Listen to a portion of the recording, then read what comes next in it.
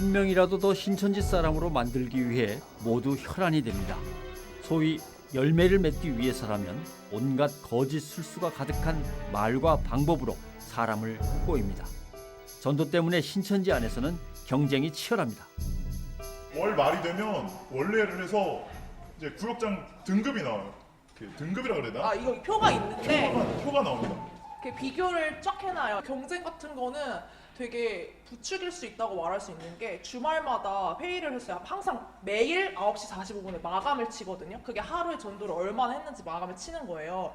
만약에 A 지역, B 지역에 있다고 치면은 같이 열매를 맺었어요 한 명을. 그럼 이 열매 가지고 A로 가야 되냐, B로 가야 되나 이것도 엄청 싸워요. 맞아. 그것 때문에. 그 숫자 그거 채우는 것 때문에. 맞아. 엄청 싸워요 그래서 진짜. 한 명이 0.5명으로 쪼개져요. 데이터상으로. 신천지가 이들에게 요구한 것은 그게 다가 아니었습니다. 뭔가를 그쪽에서 만드는 것들을 구매하라고 얘기해서 구매한 적이 있어요. 네. 손 한번 들어봐. 손으로 우리 손들 CD 같은 거, DVD. 아, 구매하는 그거 같이 구매한 적 있는 사람. 그 얘기 아니고 그 얘기 그거 맞아요? 아니고 체육복도 따지고 체육복도 맞아. 한복도 있잖아. 맞아. 한 번도 줬어. 아니 모든 게 다 구매. 네. 그쪽에서 만들고 네. 상품 만들고. 보험도 자비. 있어요. 네. 보험, 핸드폰, 자동차 보험. 맞아. 네. 보험은 뭐예요? 그러니까 거기 신천지인이 회사를 운영을 하거나 보험을 하면 내 건강보험이나 자동차 보험도 이제 우리 식구에게 들자, 좀 비싸도 해주자 이런 것도 체육회비 맞아. 반년 전부터 만 원씩 걸었어요. 냈고 어른들은 제가 알기로는 만 3만 원 이렇게 떴던 거 왜냐면 같아요. 기부금을 받았어요. 헌금하라고. 약간 그런 식이죠. 네가 지금 뭐 하나님이나 예수님을 위해서 일한다면서 이거밖에 못하냐는 식으로 이제 정신교육을 받죠. 설교 테이프나 DVD 등을 사느라 돈을 내야 했고 특히 큰 행사를 앞두면 모금이라는 명목으로 돈을 모은다고 합니다. 지난 9월 달에 만국회의 할 때 그 1인당 10만 원씩 그 만국회의 준비하느라고 돈을 걷었다고 그러는데 그 10만 원씩이면 전국의 신천지인 뭐 학생이라든지 뭐 어린 학생들, 중고등학생 빼고 청년부터 했을 때 최소 5만 명에서 7, 8만 명 정도 되는데 그걸로 돈 장사라는 얘기죠. 그러니까 우리들이 얘기할 때는 잔돈푼을 걷어서 목돈을 만들고 있다 지금. 돌이켜 생각해보니 신천지 안에서는 참 어이없는 일이 많았다고 다들 이야기합니다. 연애를 절대 못하게 못하게 하죠. 하죠. 연애를 못하게 해요. 뭐 연애를 하면 6개월 안에 결혼을 해라 이런 그 규율이라고 해야 되나 그게 있어요. 법이 있어요. 아예. 특별지시사항으로 내려왔고 특별지 사항이 있어요.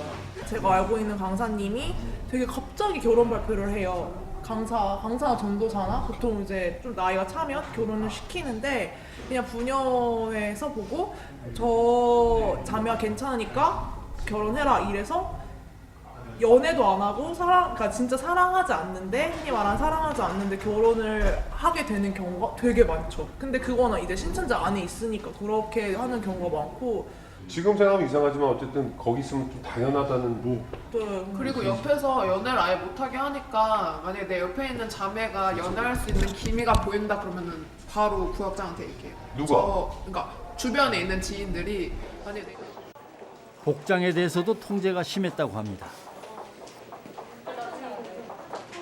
예배 복장 중에서도 좀 뭐라고 해야 되지? 그리고 뭐지 저희 그 신문지파에서는 그 총회장이 방문했을 때 하얀색 그걸 다 입고 입어야 있었나 돼. 봐요. 근데 총회장이 너무 예쁘다고 해서 집화장이 계속 얘기를 했어요. 무조건 예배 시간에는 흰색에다가 검정색 무조건. 이들은 최근 신천지를 고발하는 데 앞장서고 있습니다.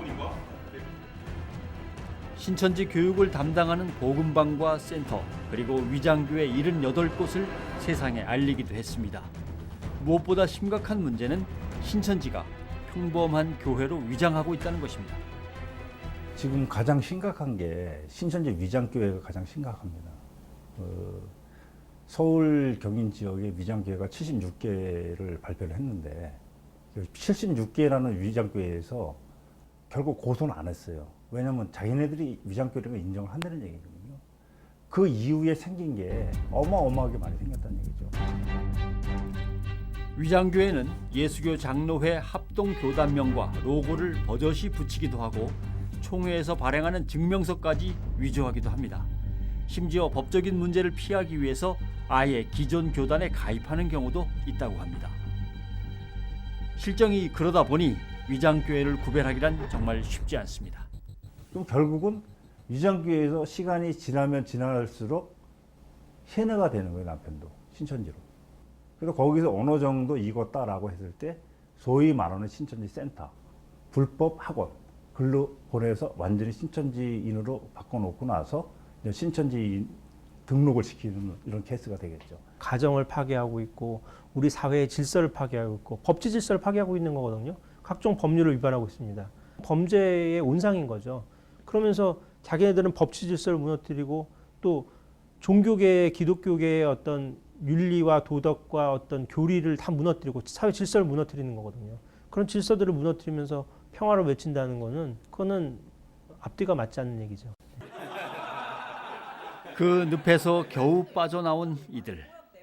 진리라고 믿었던 신천지가 모두 거짓이라는 걸 깨닫고 나니 다시 태어난 듯하다고 입을 모읍니다. 끊임없이 세뇌를 하고 교리 세뇌를 하고 무조건 거기서 나오는 말은 무조건 믿게 하고 좀 이상적인 생각이 안 들도록 하는 게 너무 비슷해요. 그냥 일반적인 많이 쓰고 있는 다단계 제품 같은 거 있잖아요. 거기 가면은 맨날 상품 설명해주고 이렇게 좋다 그런 것처럼 거기 가면은 맨날 그 듣는 게 여기가 진리다 그런 소리밖에 안 들으니까. 이제는 신천지를 벗어났지만 이들의 마음속에 아직 짐이 있습니다. 그곳에 남아있는 이들 때문입니다. 내가 전도했던 사람들을 제일 먼저 생각하지. 아니면 나를 전도한 사람들. 왜냐면 진짜 솔직히 말하면 내가 이렇게 나와서 잘 사는데 그 안에서 사는 게 불쌍해요. 저 같은 경우에는 내가 이렇게 행복하고 좋은 삶을 사는데 거기 안에 있으면 너무 불쌍하고 안타까우니까 제일 먼저 걱정하고 제일 먼저 빼려고 하죠. 내가 나왔으면 좋겠어요.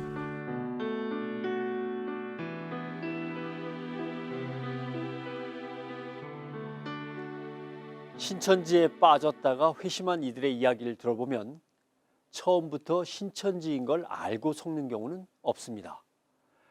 마치 가랑비에 젖어가듯이 그들을 만나고 접촉하고 교리를 배우고 그렇게 시간이 지나면서 그 교리에 세뇌되어 나중에는 신천지인 걸 알고도 천국이고 진리라고 믿어버린다는 것입니다.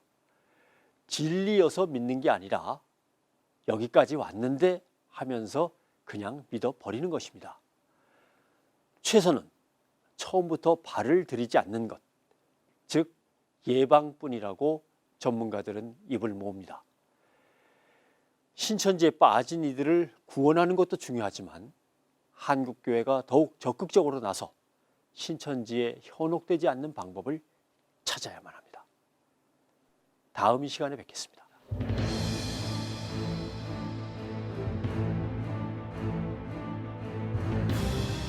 어렵게 두 자녀를 키워오던 한 어머니가 스스로 목숨을 끊는 사건이 발생했습니다. 애들이 가출을 했어요. 신천지예요. 어떻게 해요? 18개월째 지금 가출 중에 있는데 다사편지를 쓰고 나온 거야. 부모를 마비라고 그러고 막 저주스럽다고 그러고 157명이 절 고소하고 난리예요 지금. 야 이거 뭐야 이거? 쇼 아이가 쇼. 빨리 경찰 불러요. 경찰 불러주세요. 쇼 아니가 이거? 늑대 같은 이리같이 여러분들에게 소리 시작합니다. 너 새끼 내놔. 친손도 남의 자식은 앞에서 왔다. 돌아오는 날까지. 네, 돌아온 날까지 할 겁니다.